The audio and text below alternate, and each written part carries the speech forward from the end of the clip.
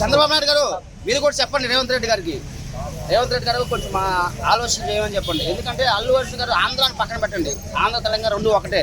ఇప్పుడు డివైడ్ అయింది, రాష్ట్ర ప్రకారంగా డివైడ్ అయింది. ఇప్పుడు ఆంధ్ర వాళ్ళు లేకపోతే సినిమా ఇండస్ట్రీ సగం లేదు, సగం కాదు 75% లేదు. ఇంకో విషయం, మరి ఇప్పుడు తొక్కిసలాట్లో చనిపోయాడని చెప్పేసి అల్లు అర్జున్ గారు అరెస్ట్ చేశారు కదా, అదే పొలిటికల్ మీటింగ్ పెట్టినప్పుడు అక్కడ చనిపోతే సీఎం అరెస్ట్ చేస్తారా? అదే కదా నేను చెప్పేది. సీఎం అంటే అంటే ఆయన ఒక మినిస్టరు, చీఫ్ మినిస్టరు ఏదైనా తొక్కేసినట్లు చనిపోతే వాళ్ళ ప్రజల్ని కాంప్రమైజ్ చేసేస్తారు, పోలీసులను కొనేస్తారు, డబ్బులు ఇచ్చేస్తారు, అయిపోద్ది.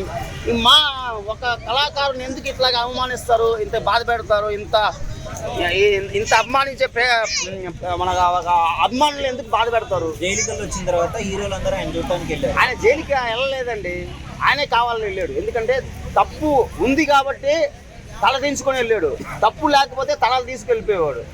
సరే, ఇప్పుడు రేవంత్ రెడ్డి వ్యాఖ్యలకు పవన్ కళ్యాణ్ రియాక్ట్ అవుతాడు అనుకోవచ్చా? పక్కా అండి, 100%. ఏం చేయవచ్చు? ఆయన కొంచెం ఇప్పుడు కొంచెం చాలా బిజీగా ఉన్నారు ఆంధ్రాలో. ఆయన ఒక డిప్యూటీ సీఎం, ఒక హోమ్ మినిస్టర్, ఒక పదవిలో ఉన్నారు కాబట్టి ఆయనకి టైం ఉండకపోవచ్చు, అలా చేయొచ్చు.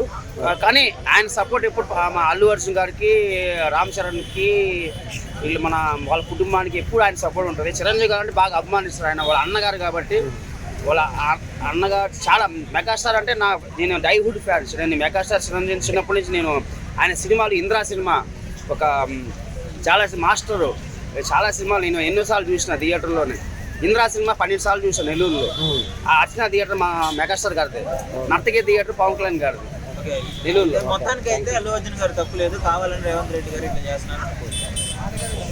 రేవంత్ రెడ్డి గారు అది కావాలని చేస్తారు, అది వాళ్ళు పొలిటికల్గా వాళ్ళ పొజిషన్ గురించి చేస్తారు, అది ఆయన ఉద్దేశంలో ఉంటుంది, మనం చెప్పలేము. ఇప్పుడు ఎక్కడైనా సరే మనం ఏదైనా మనం ఓపెన్గా మనం తెలియకుండా చెప్పకూడదు. ఈ విషయంలో మాత్రం ఈ విషయంలో వాళ్ళు వచ్చిన 100% పెట్టుకో సపోర్ట్ చేయాలండి. Thank you.